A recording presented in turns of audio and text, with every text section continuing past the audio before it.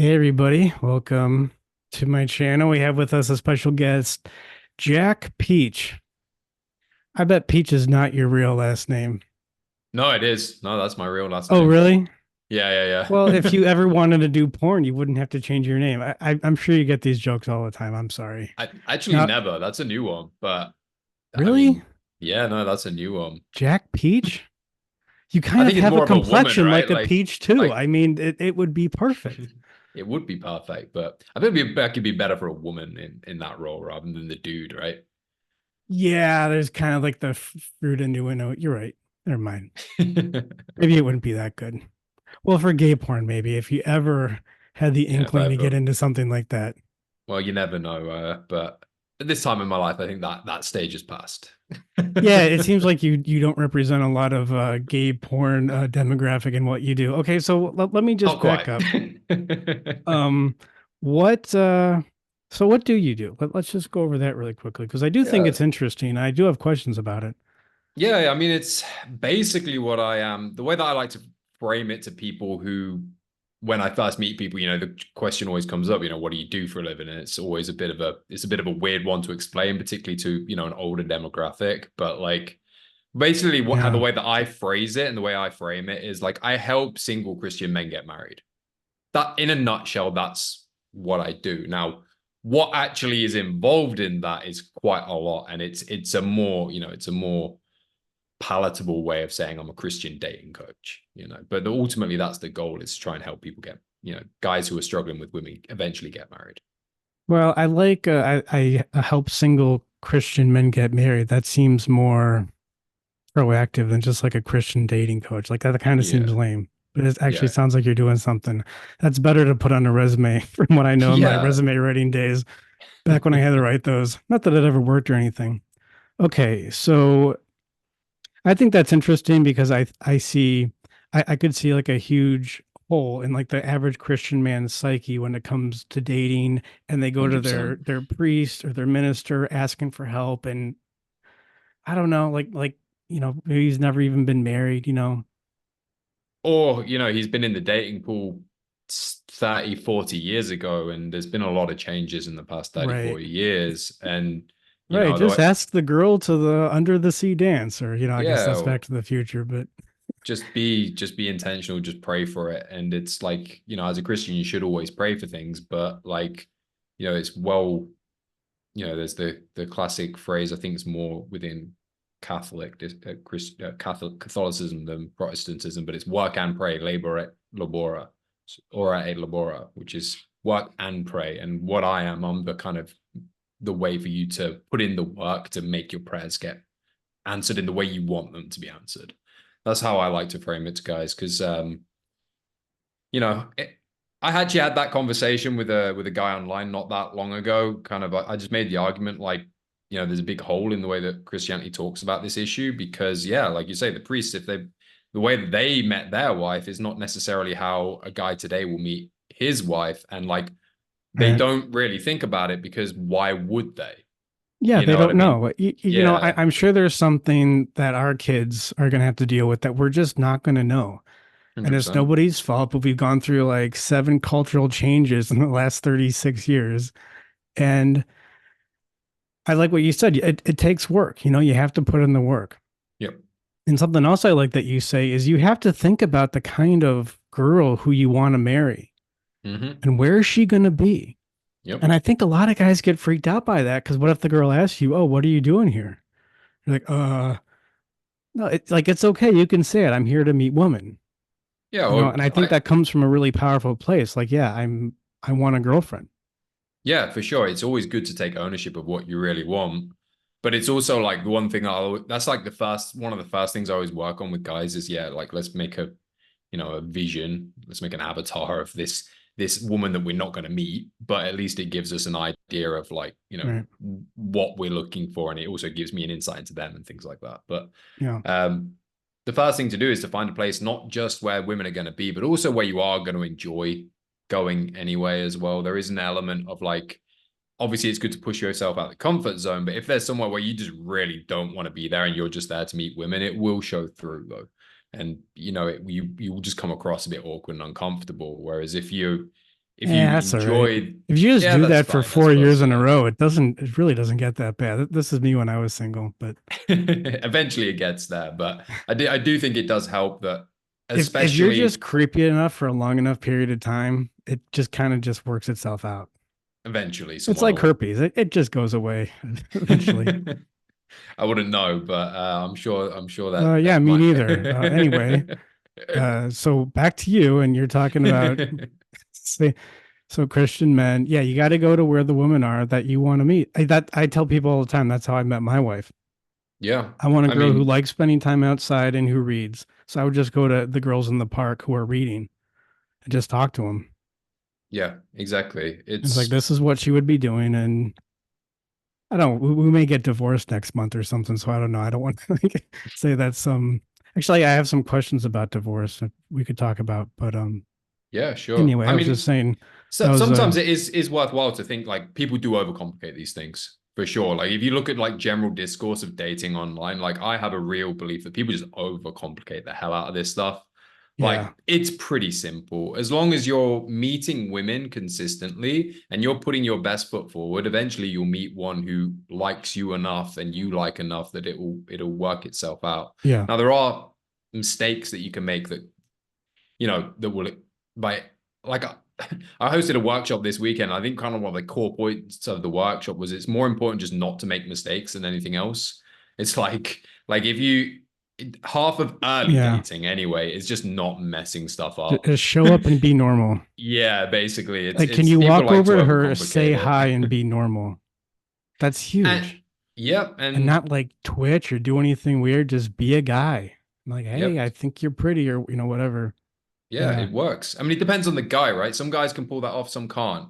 So there is an element of like if you've got a very, you're very self-assured, you come across very self-assured in yourself, like that kind of attitude can really work. Whereas if you are a little bit more, a bit less self-assured and have a bit less self-confidence, we have to build that self-confidence somehow. And sometimes for a guy like that, going just direct in and doing that will often not work that effectively. But again, ultimately, I'm a pragmatist and I'm a realist, actually, even though, people would say, oh, how can a religious guy be a pragmatist? But I am actually very pragmatic in my approach to life. hmm, And you, one of the things that I'll always get guys to do to build that self-confidence is to just go out and actually meet people and actually go on dates. And even if you go on a date with a girl, this is something a lot of Christian guys don't like doing. They think you go on a date with a girl that you're not 100% sure about, you're somehow leading them on, which is like just completely the wrong attitude. Where it's like, how do you know if you're not 100% sure? How are you supposed to be 100% sure when you've just met a stranger? Like, yeah. like really, like there is an element Well, of some at people what you click point? with, Well, at but what point you do have to you get to lead them know on, them. though? The point when you realize there is nothing there. That's how I see it. If it's 2 or 3 dates in, you've enjoyed the time with each other, and then you kind of got the clarity that it's not going anywhere. Then you should always be upfront and not continue at that point. But there's also an element of going on 2 or 3 dates with someone. As long as you're having fun and she's having fun, it doesn't have to lead to marriage. Yeah, 2 or 3 days. I think the problem there But it is, depends. It yeah, I depends. think the problem there is guys will start to date a girl and they're not sure, and they'll see her for like 3 times a week, like for 12 weeks in a row, and they're still thinking about it, and they don't realize that they've been leading her on by spending a boyfriend amount of time with her. Yeah. And like you don't think you have a girlfriend? No, she's your girlfriend. If you've been seeing her this much, yeah, that's one of my practical pieces of advice is when you do date, only see that girl once a week. Yeah. Yeah. Because Once, twice like maximum. Yeah. animals have fixed action patterns. I think humans do too, to some degree. I mean, we have a consciousness, of course, but I think that's one of those things where like a lot of it's just not controlled. It's like monkeys and grooming. Like part of what they do when they're grooming each other is, they're getting the ticks off, but also their their body chemistry changes when they spend Hmm. time closely like that on the tree branch, like eating each other's ticks off their back. And you realize, oh, that's kind of like the subtext. Like we have subtext of our communication. That's the Oh yeah. subtext of the monkey chimpanzee grooming communication. And I think it's the same thing in humans. Um, so yeah, that's just something to be conscious of that. For sure. And that, this is one of the things, like when I'm talking like this, I'm talking very much with people that I'm working with directly. And that's the kind of thing, like I'll be straight up. Like if you get them, that's one thing I always say. Like if you're dating, you want to date once, twice a week maximum until you're at the Yeah. point where like, okay, this is something more serious.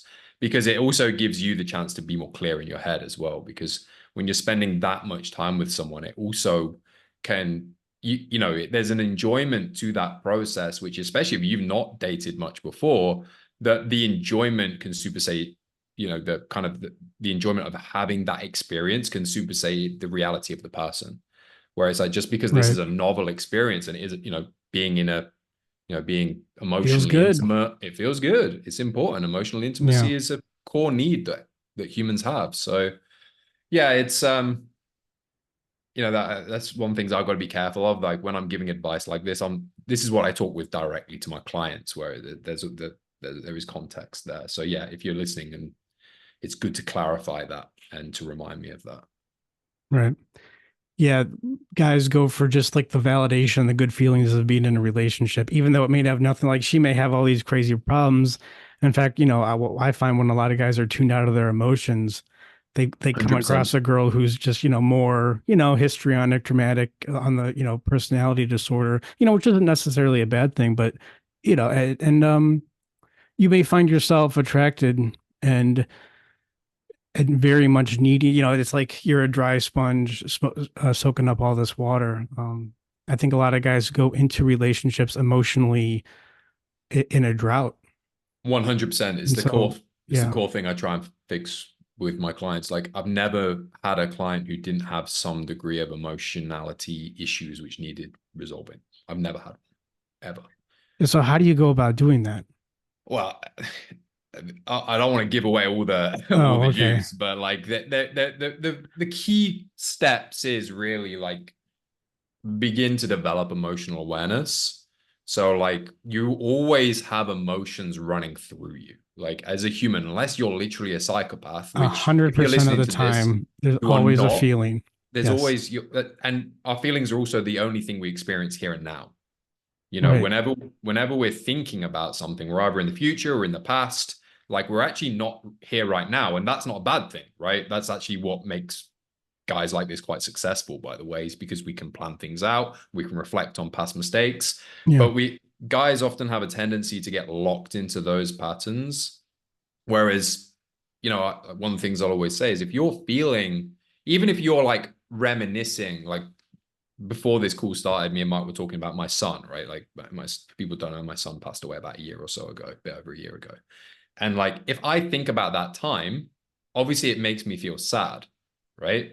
But I'm not remembering the sadness then. The remembrance is causing me to feel sad now. So our emotions are in the here and now, and a lot of guys kind of almost zombie walk through life because they're not aware of the way they're feeling. So the first thing to do is Yeah. get that emotional awareness, and I do have a step-by-step process for doing that, which I'm not going to talk about. The second, No, I talk about mine all the time, but okay. that's We good, we can but talk about mine. You can critique it. exactly, I'll 100% will use that because I'm sure you can add value to my process as well, just from my perspective and the selfish perspective. The second thing is then once you've developed that emotional awareness is to discover the ways that those currently unconscious emotions are causing unconscious patterns of behavior in you. And then we need to become aware of those unconscious patterns of behavior. And they will often be, a reference mistake. Half of dating is not making mistakes. Like those mistakes are often the unconscious patterns of behavior that you're feeling in response to the emotions you're having with women. Right. And Yeah, then this is great. This is what I do. It feels like this is me talking. I didn't know you did all this stuff, but this is good. yeah, I mean, and I'm then sure some of the, I mean, obviously what we use is a little bit different, but whatever. Yeah. of course, yeah, and we'll probably have a slightly different methodology for doing it, I'd imagine. But But I do think that's a very important point that you said there that I do just want to stay on a second is the only thing you really have access to on a psychological level is your feeling state. That's really it. So I think we have a bunch of healthy needs, but fundamentally your psychological need is to have a feeling, identify it, and express it in a healthy way. yeah, That's really what we're doing here. yep, pretty So much. anyway, And like I will always, I can.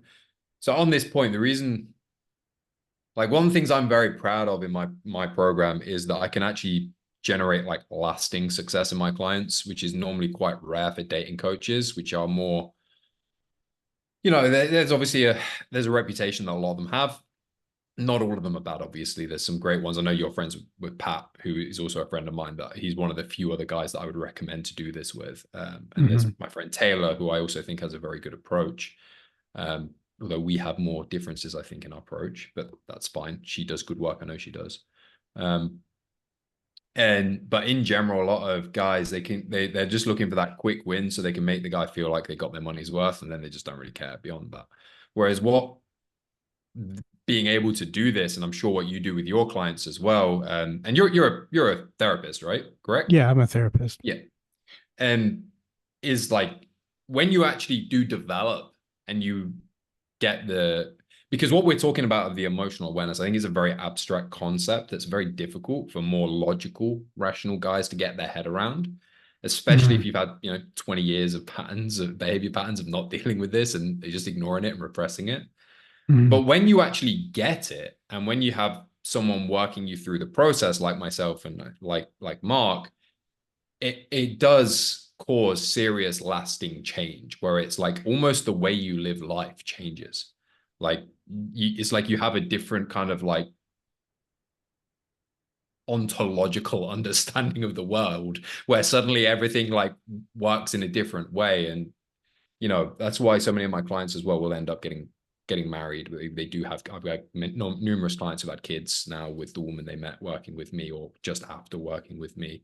You get guys who change their career paths around. Like this pretty common thing because ultimately, like women become this vector. Like a guy who's not succeeding with women normally has a problems with these emotions, and then women become the vector for him to figure out this problem. And it's like in that area of his Hmm. life, he can't ignore it. With your job and your work, you can ignore it. You're a hyper logical, hyper rational guy who's always thinking in the future, in the past, you'll probably be pretty successful at work to a point because their soft skills are Yeah. still important. And again, that's also why a lot of my clients get promotions. They tend to plateau. And then at that point, what's holding them back is the other guys at the same level are just as smart, but they're better. They're better with their emotions, so they keep going up. And Yeah, they can you talk to well, people. Nobody yeah, gets yeah, weirded out when they walk into a yeah, room. That's yeah. not going to do much for your, yeah, climbing up the corporate ladder. But yeah, But yeah, it's about that deep lasting change. And I do it's tough to think do though. I mean, it's very it's difficult and tough. it's painful. And I think, like I tell people all the Yes, time to go to therapy, like you can just half-ass your way through it and do a couple of worksheets, but to really, get into stuff and look at, it's ultimately like 100%. how you cause all the problems in your life. Like effectively, that's what therapy is. Like, how are you responsible for everything? Even the person who you think like really hurt you. Yeah, I mean, there's abuse and things like that, but and You still have some role to play. oh, and obviously, if you're a kid, you didn't have a role to play, but you still perpetuate that issue in your own way, and you get like a sick gratification from it. Like I always say, the metaphor of building or growing an orchid and doing it perfectly, and then the night before the big orchid competition, just getting drunk and stepping on it, and like the sick gratification you get out of doing stuff like that. So yeah, it's y- you gotta be in a place where you're just ready to face all that, and it's going to be Yeah. painful. It's not a complicated. I think it's a very simple process when you get right down to it. I mean, identify Yep. a feeling, feel it. Actually, like it's okay to have a feeling, and then how do you express it in a healthy way? Well, the problem is, and I know you're aware of this, and I'm sure you're conscious of this in what you do. Is when people typically express emotions, it's the guy in Marin County, well, in California, we'll just say, who has like a tie-dye shirt and, is going to Cafe Gratitude, that kind of thing. Sun in his balls. Sunning his balls. Well, actually, at our old house, I did have a very private backyard and it was going around Twitter. And I'm like, you know what? I'm just going to try it. I think we all tried it, but I Oh, mean, everybody tried it? Okay, this is like an open secret. I felt it was funny just because it's it was hilarious to be the lying in your backyard with your balls in the air. So I think it elevated my mood from that perspective. But feel like a boss, right? That's more, I think that's probably where the advantages come from. It's like it's Right. the Like I if don't you're care mentality. yeah, like if you feel comfortable enough to just lie on the African savannah with your legs spread, with your ankles behind your back and your balls up in the air, like you must be dominant. Like you must be very self-assured. So maybe it's some lizard brain thing. So Yeah, yeah, I think that's probably a big I think part of it it, to be works. I honest. recommend Yeah, it. It probably doesn't work for the reason why people say, yeah, which I'm not sure what that maybe. reason is anyways. But anyway, what were we talking about? I can't remember, to be honest. We're talking about cafe gratitude, and then I just flashed to Yeah, one so of the guys, crazier right. members So of the scene. guys, and so there's a way to express emotions and be emotional and Yeah, not just be a total fruitcake about it and not push women away. And I think and a there's a lot of the reason masculine way is of doing it because as well. That's the other thing. There's a masculine way of doing it as well, like which is really important. yeah, I think it's different. I mean, we could probably quibble over the details on Yeah, exactly how to do it, but it's something that going to coaching or therapy or whatever.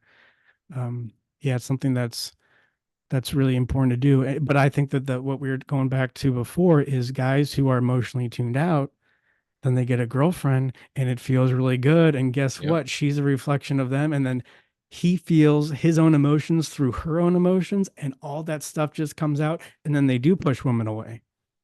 But it's not because they expressed emotions, it's because it was all unconscious and they weren't aware of it before. They haven't like talked it over with somebody else.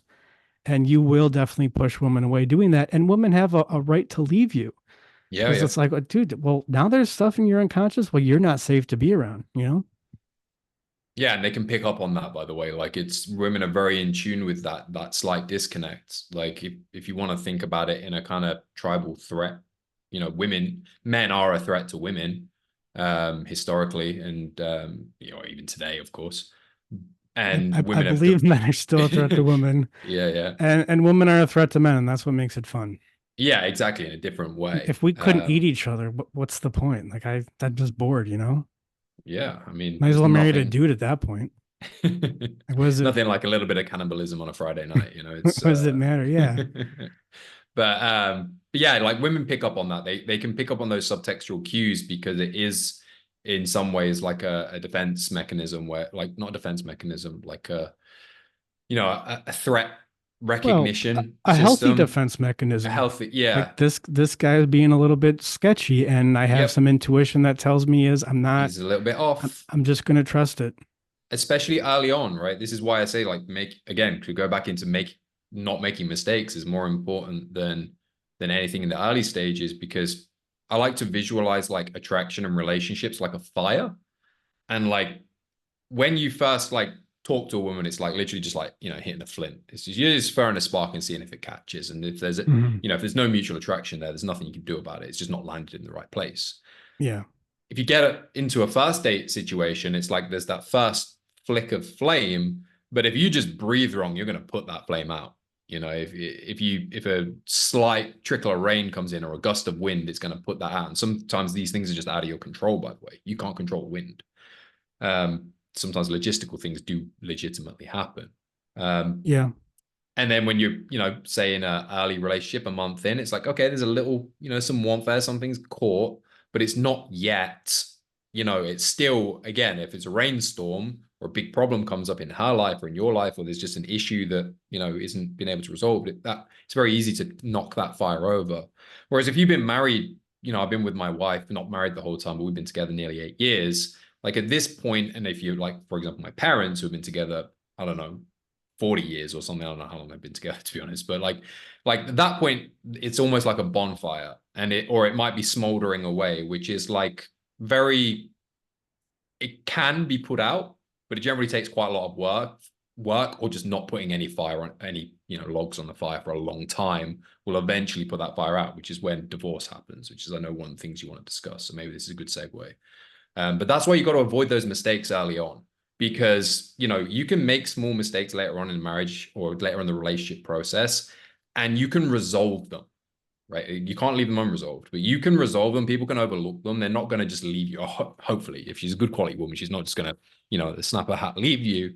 But if you don't Yeah. resolve them, then that's when you're not putting the logs on the fire in this analogy, right? Eventually it will die out. But in the early stages, Well, you got to keep you're a approaching the stranger. relationship. That's putting the Yeah, log on the fire. Like exactly. guys think, oh, I got to approach a girl, and then I'll get a girlfriend. And I'm done approaching That's girls. it.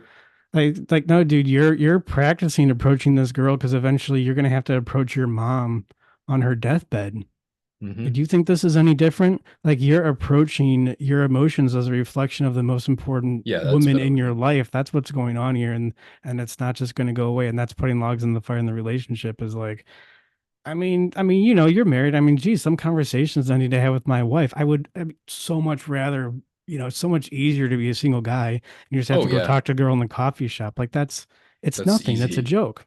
Yeah, yeah, yeah. It's the self-reflection and the humility that's required to resolve those issues within a relationship or within a Yeah. marriage when you're literally like unconsciously doing something to hurt the other person that you're not even aware of, and to then like accept you're doing that and then say, Yeah. yeah, you're right, and I need to change. Like that's a humbling thing. I often talk about this again in relation to Christianity, where it's like I was raised an atheist and I became a Christian, and possibly other than losing my son, the hardest thing I ever did was become a Christian. Like the actual repentance and the acknowledgement of, the whole of the way I've been living my life is wrong requires a huge level of humility and pain. It's not like it's not fun. It's not that was not a fun process for me. Um, but going through that process, I think made me a better, more humble, more, you know, made me a better man in many other ways on a, I'm trying to keep it more, less on the religious side, more on a kind of, you know, pragmatic way of looking at things. Mm. Just going through that process alone made me a better person, regardless of all the scriptural behavior mechanisms and things. You're putting logs on your own fire. Yeah, You- exactly. You're wetting your own sponge. I mean, this is all great imagery. Yeah. Whereas you can sometimes see other guys online in our space who are Christian or born again Christians, where I'm not sure if they went through that painful process. The way that they talk makes me okay. Maybe this is me being overly judgmental, and I shouldn't judge other people. Maybe they're just a few steps behind me on Yeah, the but path. judging I people is a lot understand of that. fun. So, And mm, you can read patterns in people, and those patterns are important for you to know for who you're interacting with as well. well, So there's a there is, huge problem with like guys in the red pill community and how they yeah, treat women. And yeah, obviously, I'm not a feminist because I'm not an idiot, but yeah, also I can same. see how, you have to understand why feminism exists. And Yes, guys will really try to control women. And yeah, I mean, some of the things some guys say, I mean, I don't have any examples, but it's all like manipulation. It's all chess playing. It's all, it's all ooh, I'm rhetoric. going to put my chess pieces here and I know my wife and she's going to do this. And it's all this crazy control game. And that is taking logs off the fire. And then people wonder why they're miserable. And, oh, Yep. I don't know why. For some reason, I just don't want to be with the same person. Maybe I'm just not monogamous. I mean, you need like get polyamory. See, now I'm judging people. Now I'm judging. It's all Um, good. A little bit of and judgment's yeah, good. so it's I think it's good to judge actions, but not the person. Like, I don't know, like maybe we're getting a bit off the weeds here, but like, I try not to judge people as individuals, whereby like, okay, like I say, like I've got a guy that I've got specifically in mind that I'm not going to name or anything, but like I'm just going to use him as a reference point for me, where like he could just be a few steps behind me on the journey, and like I've been in that position myself, so I don't judge him, but I'm mhm. still going to judge what he says and the way he acts, right? Whereas Yeah. like I think what you're doing is wrong, And and I think you should learn from this, but hopefully you can move through it. I'm not saying you're condemned or you're evil, you're a bad person. You might just be a couple of steps behind me. Now, if you do it for 10 years, at that point I might be like, well, okay. But like it's your right to make fun of them. oh yeah. Yeah. That's totally okay to do. Um, yeah. Geez, I guess I got lost. And what was Yeah, I we going to kind of went say? off in the weeds a little bit, so Something about the, oh yeah. So you talked about becoming a Christian, how it was difficult. And I say, yeah, I mean, that's the early Christian church. From what I understand, is just people getting together, admitting their sins to each other. yeah, And I think the pretty best form much. of that now is, well, I don't know, maybe you can get that group, but I see group therapy as being I mean, it's not Christian, and I'm actually not a Christian, but I don't see it being like that. But it very reminiscent of an early Christian church, and I think other sects that were going on at the time, just like getting together and saying, like, yeah, this is where I sinned, this is where I missed the mark, and that's really difficult to do without squirming and without performing. Hmm. you know, because you can squirm and perform your way through it. And I don't know, are you really doing it? Yeah. Yeah. That's why it's a private practice. You know, like I believe true, like, so I'm like, this is okay, we're going to be a little bit theological, but like, for example, there's a slight difference in the way that like Catholics view Christianity versus Protestants. So I'm like a Baptist, right? That's just the church that I fell into, basically. There's nothing more to it than that, basically. But the idea of like there's the vertical relationship with God or there's a horizontal relationship with God. Whereas Catholicism has a much more horizontal relationship where your relationship is actually with your priest who has the vertical relationship, right? So that's a bit more like group therapy-esque. You confess in front of someone.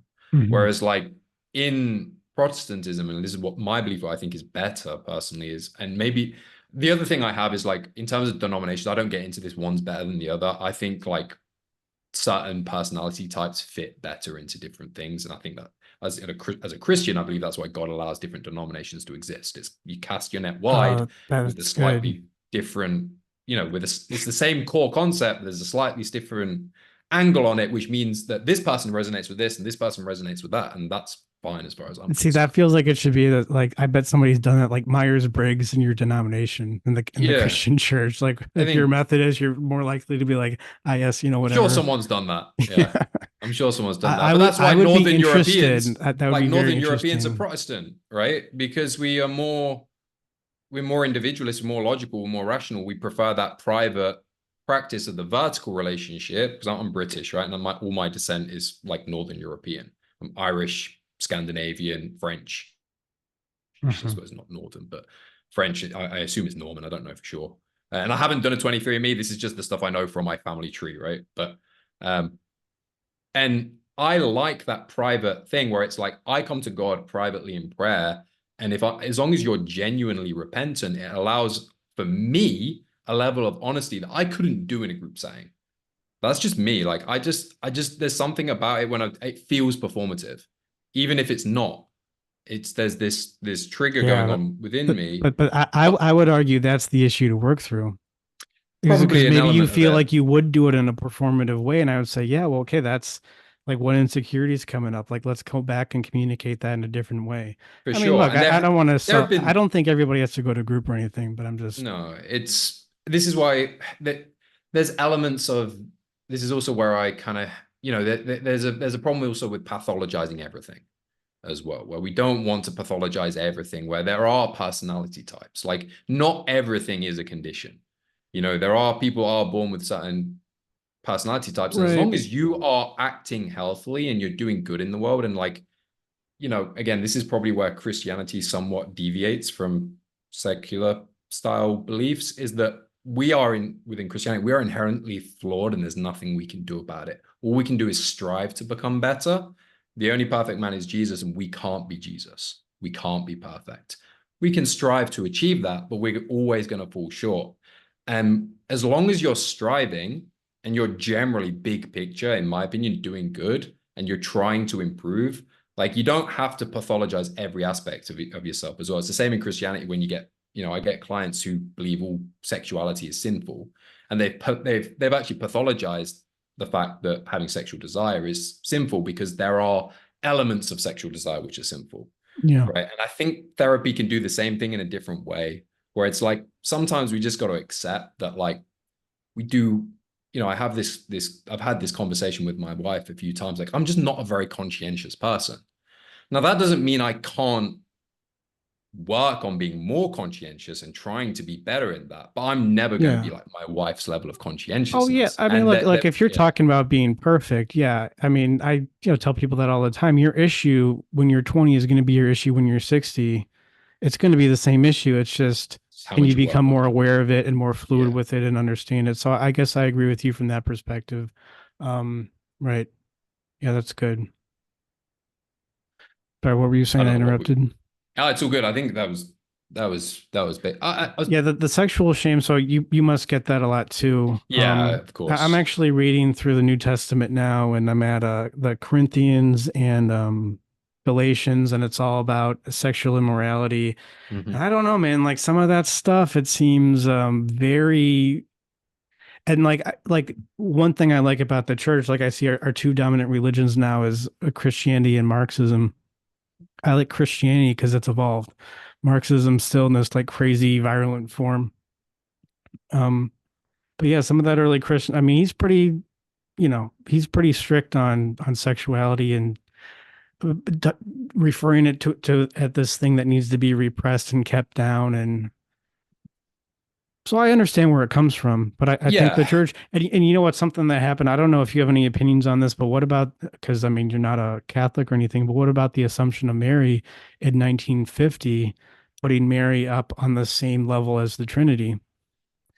Yeah. I mean, Well, I think that is a sign. Well, I mean, I get this from Jung, of course, but I think that's not a big, I mean, I think I think culture is getting to this place where we're really coming to terms with this thing called emotions or feminine, as represented by the Assumption of Mary. And I think like we're just really trying to get a hold on it. And I think you're mhm. trying to do it in the specific context of Christian men and dating and saying, yeah, there is this other side like sexual desire. Maybe in a certain context, expressed in an appropriate way, it's actually really healthy. Yes, that's the key is the appropriate way, right? So the things we've got to remember as well in that time is like there was no contraception, there was no, there was no Right. condoms to prevent sexual spread. So like the actual physical, like immediate physical repercussions of sexual immorality in this sense were real, tangible, and could ruin a person's life, Yeah, definitely. right? Whereas now we through technology we have somewhat disconnected from that biology within us where technology has created like a barrier between our biology, which means we can subvert we have it's so the technology is trying to solve for the same problem, right, the theology was trying to solve for this Right. is my view on it. Again, going in, No, no, I'm I'm just quite a thinking, I'm logical just trying to practical follow your thought person. process. No, it makes sense. Yeah. Yeah, so it's like you're trying to solve the same problem, which is unwanted children, through a lustful act in the Christian, or casual sex in modern parlance. It's the same thing. Hmm. It's the same thing. It's just different language to discuss the same thing. Um, and we try and limit that by saying that's immoral, and we don't allow either whether it's some social controls of not letting men be unaccompanied with women, for example, in the past, or whether it's we provide easy access to condoms. It's like what we're actually trying to solve through these things is the bringing into life in this world that is not going to be given the proper footing it needs to thrive in this world, essentially, if we boil it down.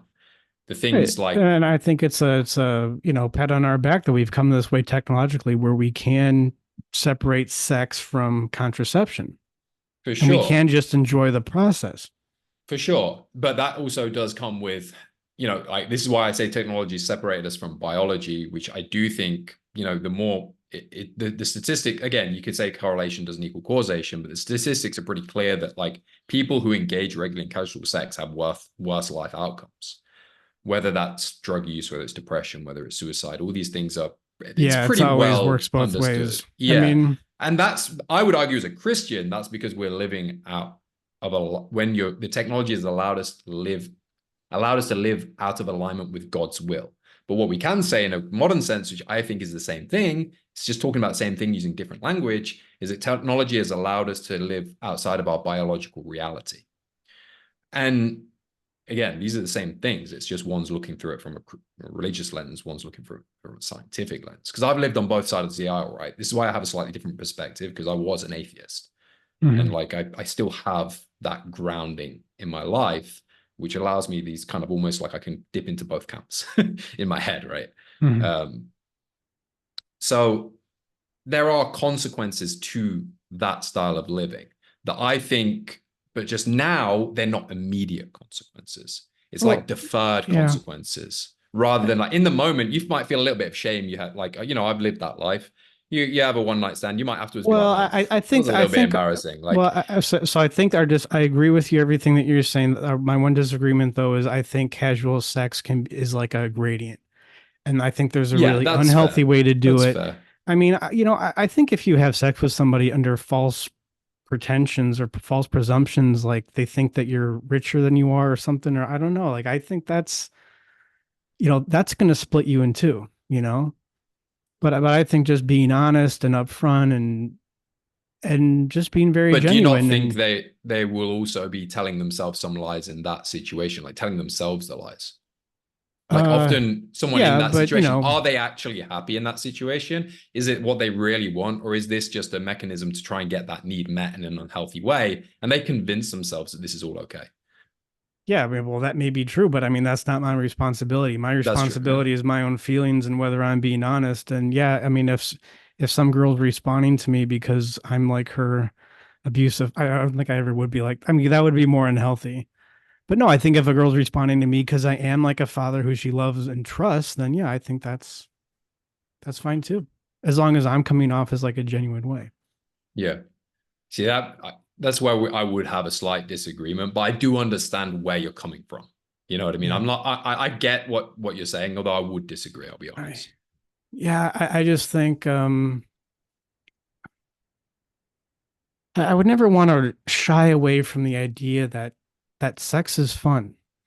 And of Oh course yeah, it 100%. provides this very important procreative function, but I Absolutely. mean, I No, don't want no. to did I don't know, like having sex is like this thing that introduces you into humanity and I just maybe if I grew up in the 1940s or something, I would have gotten married at 18 and it wouldn't have been a problem. But I did all this late. I had a, long adolescence. So maybe that's my issue, right? So but maybe it has nothing to do with the casual I, sex. I, that would be my argument. Yeah, it's like society was structured at that time, which you referred before, that like not that sex is bad, it's just sex is, and I would say the same, like sex is great. Don't get me wrong. I love like when you're in a relationship now, you can still like, and I do for because now I only work with Christians, right? And I transferred this out maybe a few months ago. I did work with secular guys as well previously. And what I Mhm. was used to, I don't want to force my beliefs on those guys, right? Because that's not my position, even though I would always tell them what I think and what I believe is better. But the way that I would always frame it is, it's better to have sex within a relationship, at least be in a relationship before you're having sex.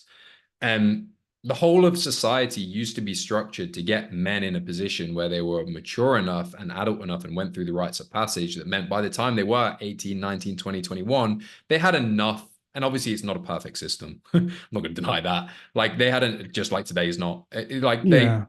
they had enough maturity that yes, you could get into a relationship that led to marriage and could enjoy sex in a marital setting. Like I'm not saying that sex is bad. Of course, it's not. It's Yeah. one of the I know most you're not saying wonderful, that. yeah, Right. joyful In the things in life context, right? in the right context. Yeah. Yeah. And you've got to create that context to enjoy that. It's also like there is an element of responsibility that comes with it as well. Like anything in life, like, Well, with the right eh, technology, as you were saying, yeah, but that still doesn't emotional take, yeah, responsibility. the Like you got to be emotional to the other responsible to be honest. I person. think you're right. And Yeah. yeah, I And do how think it's going to that's really affect the other important. And person as well. Like, like, and sometimes it can be great and it can be, I've had casual sex. I wasn't always Christian. Like, and yeah, it can be fun, but like I do think there is always some degree of a cost. And if I look back on the women that I engaged in that with, they were all in some way damaged when I look back on it. Because I do think, and again, that might be a product of the scene that I was in yeah, and the product of the way that I engaged with it because I was very much like a party style guy. So I was meeting girls at nightclubs, at parties, things like that. And, a girl who's going to engage in that is maybe different to someone who will hook up with you on, you know, you meet in the park and they just enjoy themselves and go back, right? But I would say there's not many women who will do that. And the reason for that is because it's out of line with what our biology dictates. It's actually, for most women, that's actually not what they want. I actually find. I mean, just so you know where I'm coming from here to get into specifics, would find having sex with a woman for the first time and she's drunk. I would find that abhorrent. Maybe I'm gay. That may be possible, but No, I I get don't it. think I Having could done it ever do numerous that. times, I've I never been in that agree. situation. So when I'm talking about casual sex, I'm coming at it from that kind of perspective. Like not Yeah, there's like I said, there's a It good is a way to do it. gradient. There's a bad way to do it. Yeah. And yeah, like people are damaged and they just kind of link up and do stuff. And I understand wanting to minimize that. I think of it in the context of, like you get a bunch of 13-year-olds, and I don't care how many anti-hazing lectures you sit them in front of, they're going to start hazing each other. And I see like that kind of like a sexual hazing, like, yeah, it's not perfect, but this is how we grow and mature, and we're going to hurt each other a little bit. But I don't know that's how we grow up. And I maybe this just speaks to me, but I just would not have been ready to be a dad at 20. And I would have Yeah. been a terrible father. And maybe it's just because of the culture or whatever, but it would have It's been always a bit of both, right? it You would have been probably awful. no matter what you've done at 20, like I think even in his historical sense, you're still lacking a lot of life experience and maturity that is required to be a father, to be a good. So this is something I've got a kid, two kids, one still with us, and it's one of the things I've kind of come to the conclusion of, and one of the reasons I actually think that Western birth rates are dropping is obviously there's technological reasons behind this. But I think one of the other issues is like being a dad is the easiest thing in the world. Being a good dad is really hard. And when you Yeah. have I do believe people in the West generally have higher standard of morality than having traveled and been around the world. I do believe that. I do Yeah. think Western there is civilization's the best, is the obviously. best. Yeah, It's and just, that's of because it's course. based in Christianity. But Well, like it's based on it's based on a kind of Christianity. I do think Christianity has something to do with it. The ancient Greeks had something to do with it. Christianity is based how on Christianity came out of Roman Egyptian and Greek, ritual. right? Yeah, yeah. So I mean, it's an involved idea, and I do think oh, Christianity is a good the best expression because it's a it's interesting I think expression it of it. I really could see why it caught on. takes it really We're, takes because it really we're does just under gonna talk past each other. as That's okay. yeah, it's still good. As because it is like the reason I would argue is because it is a true understanding of the human psyche, the ultimate. And like if you look at a lot of therapy-esque stuff, it Uh, is based in Christianity without okay, well, Christians who let do the me same ask you, thing in a different way. I've been reading the Bible now since 2015 just to make my way through it. Like I said, I'm up to Galatians, just coming Yeah, chipping along. away. I'm It's quite reading this, heavy and and I'm dense. So especially parts in the Old Testament. I'm saying everything. This is 100% true. Like if you just see this as just like a psychological display, it's 100% true. mhm. So am I a Christian? the that's the Because thing. if you Like, just talk about how it's psychologically true, I go, yeah, you're yeah, right. that's because it like the argument is we're created by God and like this is God's dictating this is life to us, and you can disagree with that. But I don't think the key thing with Christianity really does come down to do you believe in Christ's resurrection and he can free you from who you are. Like you I can believe that's intellectually metaphorically true. yeah, but you have to really believe it. That's the thing, and that's the humbling part because I was in your situation for a long time where it's like this all makes sense. I think, see, Why does it make sense? I think it's more humbling that it is a metaphor. I think that makes it more profound to No, me. I did for you for But sure, but I would okay, disagree because it like at puts the you at beginning the of this center. talk, you said all we have access to psychologically is our feelings. And so I say, yeah, so God's a feeling. And I think you would take that to mean I'm somehow dishonoring God or I'm lowering him. To me, that's elevating the concept of God that I read about in the Bible of this vengeful guy coming to get you. Yeah. Or like this So, literal man in the sky. So, see, to me, that's more profound. That's more transcendent. but Your that's what the thoughts? Trinity is, right? The Holy Spirit is that feeling. That is what the Holy Spirit is. I was under the impression that the Holy Spirit, because I get a lot of this from Jung. It, I'm a big Jungian, so and he talks about the Holy Spirit being the transcendent function, that which integrates unconscious parts of you. He would say that's the Holy Spirit. Yeah, I mean the way that I visualize it Those two myself, the and same like thing? I'm no theologian, so let's just be clear about that. Like I'm a church going Christian. I read the Bible, but I'm not We like all have our own personal relationship with archetypes. That's what we're yeah. talking about here. That's I'm not Northern European, but I get it. So like what I would say is like the way that I visualize the Holy Spirit is like well, the way that it's been told to me and the way that I I related to it is it's basically the form of God that lives within us.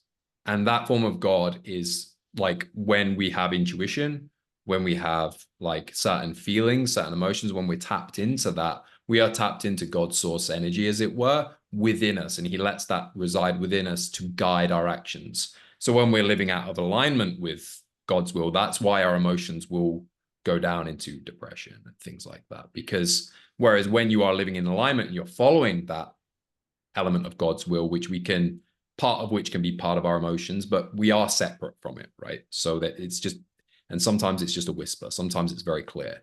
It depends. But when we're living in Yeah. alignment with that, that's when we actually live a life full of joy, right? Where you can genuinely feel joy throughout your experience. And joy is an experience, it's not an emotion. You can feel joyful and you can feel happy, but the actual experience of joy is like a modality by which you live life, if that makes sense. You know, you're full of love for people, you're full of kindness, you're full of, yeah, joy. And like, it's not, that's not to say you won't be sad. Can't you be Not, joyful for a day and then the you next can day be not be happy. joyful? No, that would, I would argue not, but You I can think it's so understand it's how more with of a the, sustained state. Yeah. yeah, I mean, I wouldn't have subscribed joy to that, but that's okay. We all have our own relationship with this stuff, and it's interesting to yeah, hear for yours. sure. And it's fun to talk about with someone who's intelligent and understands it and has his own views. So like, I hope you don't feel like I'm, this is, for me, this is fun. This is a fun debate. So I don't talk about these No. things very often with Yeah, no, people. this is fun for me. I mean, this is why I do this, reach out to people and want to talk with them because it helps me think and it's good fodder. Um, okay. Boy, I We, guess we that we was went it. deep in the weeds. So Yeah. Where are we coming? I mean, I wanted to talk about divorce. I guess it's kind of like casual sex. Like I think there's a right way to do a healthy way to do casual sex and a very unhealthy way. yeah. By the way, I think I think a lot of people just do the unhealthy way. So I understand what you're saying, but I think there's a really healthy way to do it. I wouldn't want to dissuade anybody from doing that. And I think it's not perfect, but how we grow. Anyway, I would say there's so better and I worse think, ways of doing it for yeah, sure. okay. Yeah. And I think it's the same thing with divorce. I don't know what your thoughts are on divorce, but it's just been coming up on Twitter a lot. In fact, now I remember. I think the first reason why I wanted to do this discussion is because, yeah, you retweeted something that said like the cure for guys' depression is like having a family or joining the military or things like that. Oh, I don't think I put joining the military. Or maybe it wasn't that, but it was Yeah, like yeah. there's like these external things. Like one of them was having a family and having children. And I think, man, when I was 20, I was depressed. That would have been the worst thing, and I just would have dumped all those issues on on the kids. Uh, So I the don't, idea is there's a process behind that which grows you. So that's kind of like, yes, there's an but sometimes it externality to doesn't. it. And if you're Sometimes it not doesn't. putting logs on the fire, right? Like Of if it's course, you're just like trauma bonding. of course, of course. I So I get I understand why a lot of people on the right are saying, "Hey, just get married. It's not that like have a family. It's what you want to do." Because society or culture for so long has been saying, "Oh, like that's the worst thing," and kids are this kids are fun. They're an absolute blast. It's great having kids. mhm. But I guess I see a pushback on the right saying like Tucker Carlson said it. I know whatever. I politics aside, I don't care. He's just a representative of the right and Yeah, representative of yeah. this phenomenon of saying, Kind of more get new married right early. And I'm style, thinking right? this is not like that's good advice, 200 years ago when you have to have a lot of kids early so they can help you on the farm. Like I don't know if that's good advice right now. Like get a dog, maybe that's a little bit less commitment. Yeah. So obviously it's a process. Like the idea is that get going Yeah. through that process, if you do it in the right way, will make you a better man. Yes, But it yeah, will. obviously, like I do think the taking on of responsibility is what makes men men. I think that's what separates a boy from a man is taking on responsibility. Maybe that's a bit of a, I mean, in a boiled general sense, it's down. hard to argue Yeah, with that. I get it. as a general heuristic, right? Let's Yeah. just use it like that. Yeah. So and I think going through that process, because it's not like you can just snap your fingers and have a family. I mean, you can just literally, you can go engage in casual sex and have a kid right there, right then. But is that having a family? Yeah. Yes and no. You know what I'm referring to when I said that tweet. I assume I can't even remember typing it, to be honest. But this is the other thing about Twitter. You know, sometimes you Yeah, do just. that's why I was like, felt stupid for even bringing it up. I'm like, where am I going with this? Like, he probably doesn't Yeah, even remember. I just thought it was but interesting. Like, that was the thing that, it's a good conversation topic though, but for it does sure. relate to this actually, Yeah, it does. because it's And just about, that's not what you do, it's how you do it. yes, And what we're saying and here, and there's like an emotional process behind how to do it. it's like And what I said before of being there's a difference between being a dad and being a good dad. yeah. It's the same thing. You can get married, but that doesn't mean you'll be a good husband.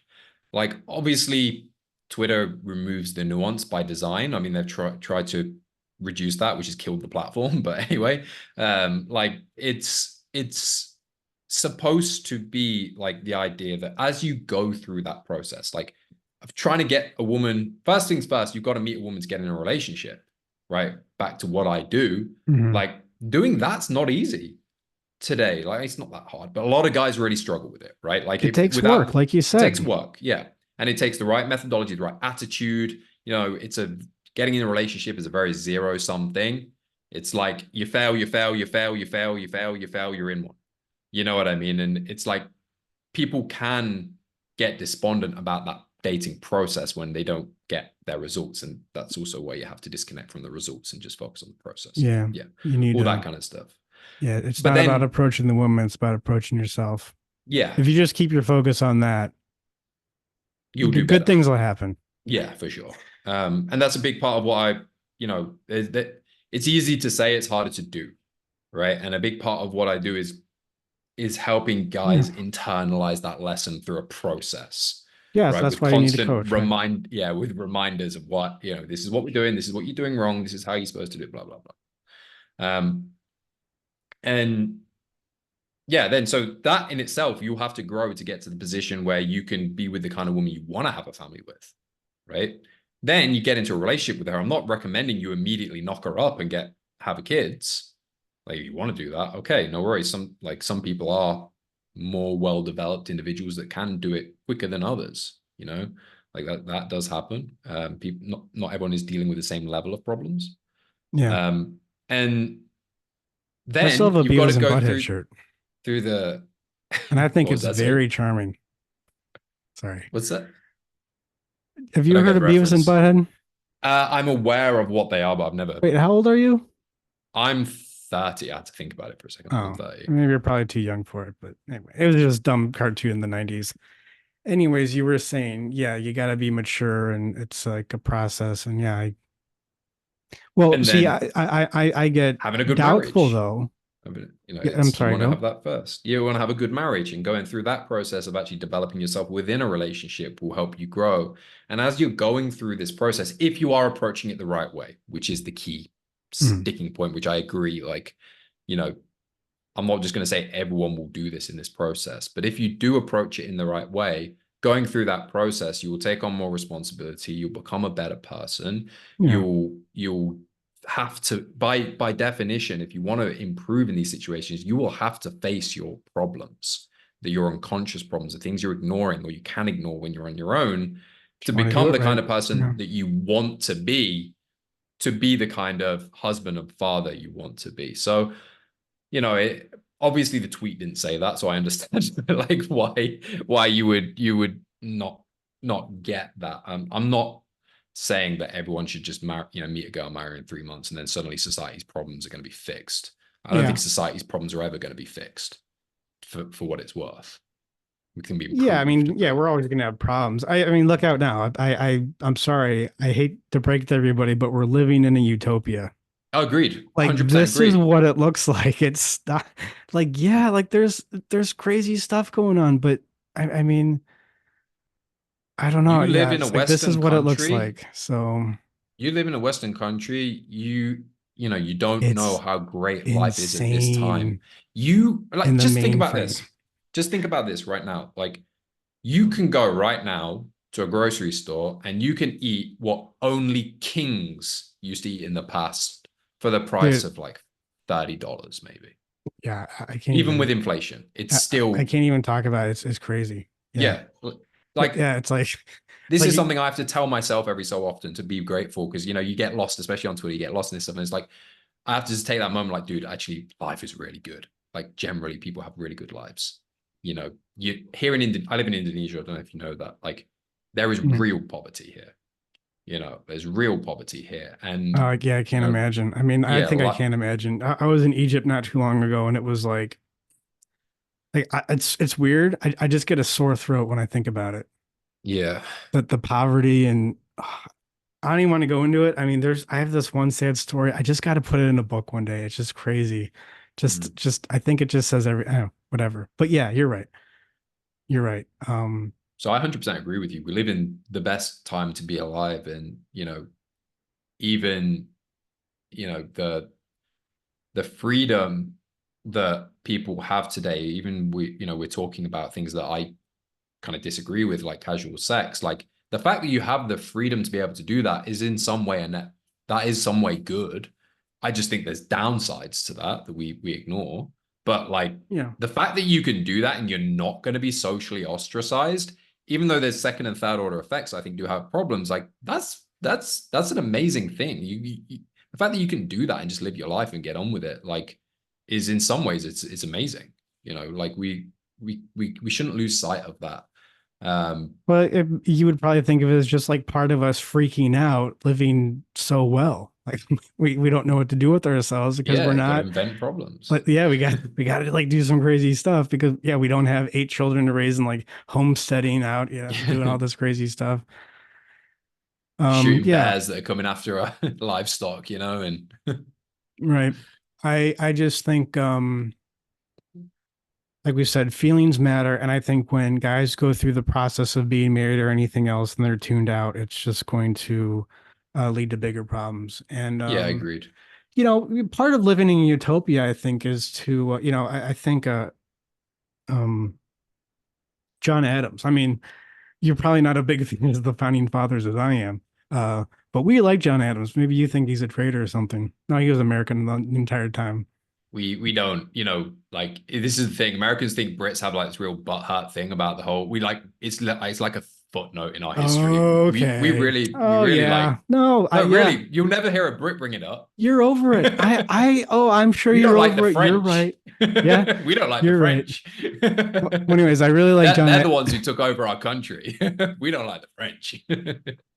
Oh, okay, yeah, it's just that we had a breakaway civilization that whipped your butt. Oh, I'm sure that doesn't sting at all. But John Adams, he has a quotation of like, I studied history so my children can study poetry. My children study poetry so their children can study art. Like we keep advancing. And I Yeah, think we're getting to this place now of utopia where guys like us go, well, how do we really treat people? Like how do yeah, we really interact with people? And the church laid down these rules, which I think laid out it well enough for a time, but now we've advanced to a point where it's like we gotta keep going. And I don't really disagree with anything that Christianity says. It's just like we need to keep evolving the process that is Christianity, I would argue. um and I think you're playing your role in that by yeah. saying, you're part of the assumption of Mary. Like you're part of that saying, look, sex actually matters and it's okay to express this, and it's okay to be intentional and feel that desire that maybe you've been trained to believe is bad. Maybe it's not that bad. Maybe you just got to Yeah. use it in a healthy way.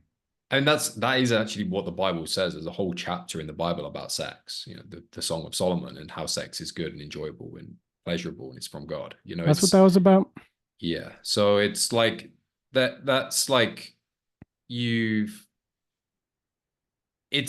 like, I think the puritanical element of Christianity has got like kind of, that's more the problem on that front. It's like actually the puritanical interpretation of that is more of the issue. And the other thing about Christianity is that you're granted forgiveness for your mistakes. This is the other thing. I'm not like, you're not condemned for your mistakes. It's like you can live out of alignment, Yeah. do that, and then come back. And it's like, as long as you're genuinely remorseful, it's not a problem. This is something to remember about it. And I want to kind of flip back to the what you mentioned before, of like we're kind of almost inventing problems. Like what's going on now? The fact that we can have this conversation, like you say, and actually talk about how do our emotions impact us and other people in life is a problem of abundance. It's only something that matters when you're not fighting for survival. We're in Right. a position where we don't like, I look at, my wife's parents, for example. They come from like a literal village where they were hunting and farming, and before they moved to the city, and there was a migration here in Indonesia, and they have all these, pretty poor attitudes towards parenting and emotions and things like that have impacted my wife and her siblings in some way. But as I keep saying, like, but we've got to remember, like, for them, they were literally fighting for survival. Like the fact that in this moment they just had to be practical and not like indulge your feelings is like that was a mechanism of their life that is like that's lower on the order of importance. You know what Yeah. I mean? The most important thing is like here in India, I say it to my wife, the most important thing here for kids is just to keep them alive because infant mortality here is still a big thing. Kids still die regularly here for like healthy kids as well. And like when you're in that situation where it's like more about keeping my kid alive is more important than managing their emotional threshold, Yeah. right? The fact that we even kind of these things even become important is a product of the fact that we live in the golden age. Like Well, it's we're dealing with I different problems now. yeah, They're higher level problems. yeah, I mean, it is higher level, and I agree with all that. At the same time, though, I mean, you're religious. Isn't this kind of relating with people? Isn't this part of what religion is? I mean, isn't within the same vein? I think it's a huge fault of modern therapy to try to distance themselves from religion as opposed to just becoming another part of it. And, I mean, shamanism, that's proto-religion. That's been around, for as long as, all the other old jobs like chieftain and prostitution. So it's like on one level, I understand what you're saying, but also what I think part of what we're doing here is getting people to like what a shaman would do, connect with that spiritual plane. I say that spiritual plane is your relationship, right? Like you think your problem is with money, no, it's with it's your relationship with money. You think it's your wife, no, it's Yeah. your relationship with your wife. Yeah, I'd agree. And that's I'm sorry to sound like a pretentious douche, but I am one. I am. It's just That's I all good. can't Own hide it. it. Own it. Yeah. That is a shamanic way of viewing the world. And I think part of doing this work with those emotions that we can fine tune now because I think society's advanced. You're right, we're Yeah. not struggling. So I think that part is true. But I think the undercurrent of this is, you know, as hundreds of thousands of years old. Like as long as we've had brains like this, whatever your belief is about that, whatever. You Yeah. see what I'm saying? 100%. Like I mean, that would have been historically one of the roles of a pastor and a priest as well, is to do this kind of stuff Right. with their Yeah. congregation. Again, part of that was we were smaller communities, there was less people, so you could do this more. If you've got a mega church, there's no way you can do that. Even at my church, of like, there's 200 people, I think, that go to my church. It's like, there's 5 pastors. There's only, they can't know everyone, that well as their family and everything else. They could probably do a better job of it, perhaps. But um, yeah, and there's vacancies and people fill in those vacancies, and there's nothing wrong with that. Like you will always, you know, you can't do everything. It's like people can't do everything. You need to have specialists. That's a function of society. It's a function of civilization, I should say, is, it's the move to specification. And we need people who can do this.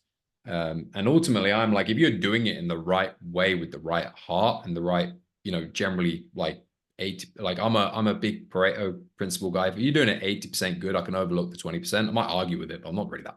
That's more of an intellectual exercise rather than me actually caring that much, if you know what I mean. It's just like I enjoy these kind of conversations. Like I take pleasure in it. It's it's fun for me, and it's as much about my intellectual stimulation as it is about being right.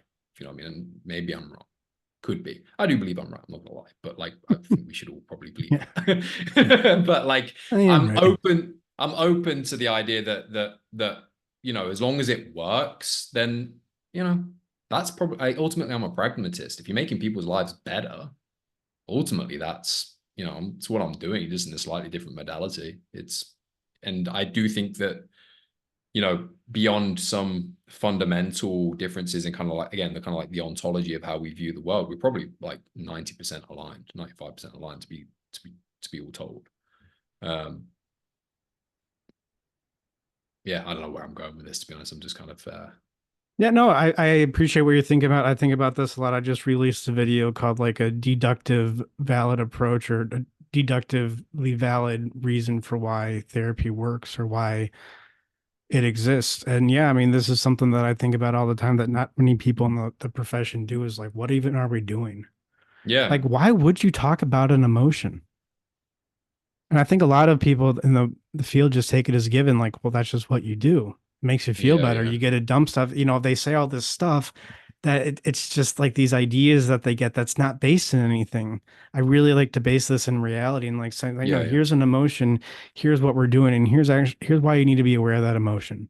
And yeah, here's how you do it. Here's what emotions are. No, so I appreciate how you're, because man, what helps me fall asleep sometimes is I watch these like how it's made, like these industrial production lines of like how they make, barrels that they age cognac in or something. yeah, And it's like, dude, the system, like I feel like an idiot. It's like I want to do dude. something in the humanities that reflects that because I think a lot of guys who are probably more analytical like we are, they took one philosophy class freshman year and they turned away from all this stuff. And it's like, no, like we got to stay here and not just give it over to the people who wear tie dye. I actually think tie dye is very, very cool and hip, and it makes me look awesome. But that's one of my faults. Like we can't give this stuff up. So Yeah, like that's if a bridge builder, if they're going to build a bridge, you're going to trust they're going to figure out how to do it. And I want people to have that same sense of reality when they go into therapy and work on their emotions. Like, yeah, it's yeah, going to be 100%. painful. Building the bridge sucks. It's painful, but we can do it here, and I like, there's no reason therapy can't get to that kind of principled approach. It sounds like we're kind of both working on our own way of doing it, but Oh, 100%. I'm very like my system is very methodology. Like there's a specific methodology that I've run behind it that is done, yeah, from that framing, right? It's like the framing is this is what we're trying to achieve. This yeah. is the goal. This is the goal you want, right? Which is you want to get married, right? You want to have a family in the future. Mhm. This is the process that you have to go through to become the man to get to that point and also meet the women or the other side of the things as well. And like my whole system is built on the backs of that. It's reverse engineered down. I've done it over years and refined it to a point where it is very methodology. Can't bloody speak now. It's very Methodological. methodological. Oh, bloody hell. Methodological. It's Uh, there's a my method my to the my madness. Let's my put it excuse is that way. No, there's suns a in my method. eyes. The method is built out in a specific way. And if followed and adhered to, it's like in the past year since I've made like significant changes, particularly in the accountability structure, I've been running like 93% of my clients have been successful. Like, and that's a real number. And there is a variance of like, what is success, right? Like success is not getting married, right? That not all of them have got married, but it's the point where you are like significantly a better person. And if some people start here, some people start here, and it's easier to take this guy to here than it is from this guy to here. But if I've moved this guy to here and he's like further along on that path, then I would consider that a success. And if they feel it was successful, I consider that a success. And there is an element of self-selection here. Like the people that are coming into it are, already on board, which I think is different from therapy. Kind of some people get referred to it as, I don't know exactly how it works. Yeah, But it's probably a that's, selection bias. I have the same thing. I mean, yeah, I pick and it choose, so it's like, of course, yeah, and for your own sanity, right? So, but even in that situation, like comparable to other people, That's a very high success rate. And there's another element. I only take on so many clients a month because I only need so many because of my prices. And that allows me to have an extra level of focus on these people, that maybe, if you're seeing 40 clients a week as a therapist, you're not going to be able Yeah, to that I think do. that's a big So mistake. I think yeah, I think yeah, therapists see way too many clients. yeah. It's a And problem. Like you got to so, have space. Like if you're working with somebody, you need like a space in your brain yeah. to think about them and help them, And connect the dots. And you yeah, need to start you like have have to them in connect the your dots. dreams and like, give it to them, Yep.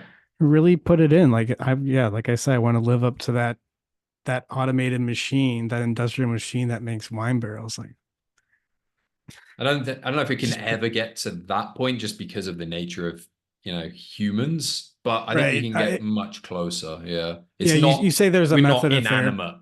You know what I mean? We're not inanimate. We have agency, and, that dictates that we'll never be as, Wait, we're not 100% in anima. I'm sorry, what'd you say? inanimate. Sorry, Oh, inanimate. We're not, inanimate. like, Right, a right, right. barrel is just a piece of wood that you can, you know what I mean? It's like, Yeah, like I think a lot of, I mean, I know a lot of therapists get really, their butts really tighten up when I say there's a method of therapy because it seems like every therapy session is going to be the same with everybody, and it's like this rote process. But it's like there is a method, but it doesn't. If you don't understand what's going on in the session, you wouldn't see. Like you would just maybe think it's all over the place or something. So I think, therapists in general are resistant to the idea of there being standards and principles or methods and at the end of the day, whatever. No, we don't have to. we're all human, and we all have, psychological overlap. How those things manifest in our life is what differs. Um, Right. and there are obviously interplays in personality, as we talked about before and stuff. But like, I agree, like, generally speaking, like, we're more alike than different. And if you can Yeah. tune into those things and fix those things, I agree though. Like, I run a specific program with every client, but how that actually manifests with each client is different. But we're doing the same thing. Some Right. people respond better to one type of language. Some people respond better to a much more methodology. I'm doing it again, that bloody word. A Methodological. more systematized approach. That's Some the right way people, of saying it. It seems like it's a made up word. it does, It but when you say it some out loud people like prefer that. it systematized. Some people prefer a lot more analogy and a lot more, that. But in terms Yeah. of what we're doing, it's the same It's thing. all yeah, that's the Yeah, same thing. Yeah, man, I just got in so many arguments in freaking grad school over this and it just never went I can anywhere. And I just imagine. think we were talking around in circles, but I'm a sociology. That was my field, so I was oh, so also you were on like the. the worst type of atheist. Yeah, I Ah, was, but I was always. you are much more than an atheist. I'm not that type of atheist, okay? Yeah, no, I was. So I also had many of these kind of debates. Yeah, similarly, things, men and women are exactly the same. It's just like I could never wrap my head about how you could actually believe that to be true, but some people do. Yeah, nobody really believes it. It's just They something adhere you to it. say. Like Yeah. everybody believes that, but I don't know. You probably run in like parent communities and everybody says like, "Oh yeah, boys and girls are different. It's completely different thing." Yeah. It's so 100%. obvious. Well, Jack, it was good talking with you. Thanks for coming on and doing this. Yeah, no, I appreciate it. How can people? I mean, I'll put your Twitter handle Yeah, in the description. Twitter is the main place to find me. I've just started up an Instagram, which I'm looking to grow more. Just because of the changes on Twitter, it's just not the platform it used to be. So I'm branching out off of Twitter, even though it'll always have a special place in my heart. Um, but the main place really to get my good stuff is to get on my newsletter, which I send emails out 3 times a week on how to find, meet, overcome these issues, from a Christian standpoint. If you're not a Christian, I just wouldn't bother, because it's not there will be stuff in there for you, but it's not written for you in mind.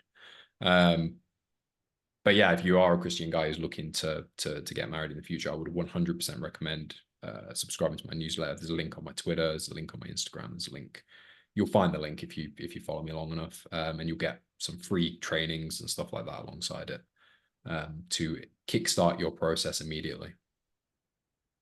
Awesome. Well, I can tell by the way you talk about it that you're not just like a regular dating coach. So that's good to see. I know Pat was one like that, Yeah, and you are, and that's good to see because whatever, there's some bad ones. Well, most of them are just like atrocious and guys with a lot of Yeah, relationship issues. Look, I know I sound like a stupid journalist whenever I say it, but it's mommy issues. That's what it is. yeah, That's big part of it. So anyway, so good to talk with you, Jack.